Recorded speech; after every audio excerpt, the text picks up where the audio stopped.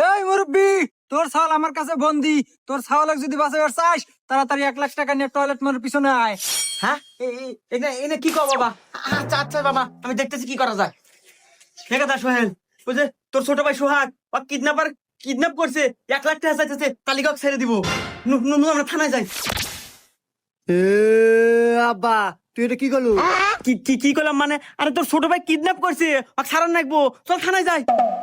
আব্বা তুই আমাকে এখনো চেনস নাই? আমি কেডো, আমি সিংকু মাস্তান। এই পুরো এলাকা ত্রাস করে খাই আমি। আর আমারই বাইক কিডন্যাপ করছে, ওই জন্য তুমি থানায়।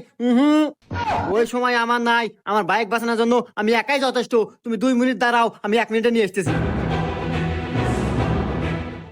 এই মুরব্বি, তোর 2 ছাওয়াল এখন আমার কাছে বন্দি। যদি 2 ছাওয়ালক বাঁচাবার চাস, তাড়াতাড়ি 2 লাখ টাকা নিয়ে আয়। হেই বালের ছাওয়াল পাল দুইটার একটাও নেকবে না আমার। गजब बेइज्जती है।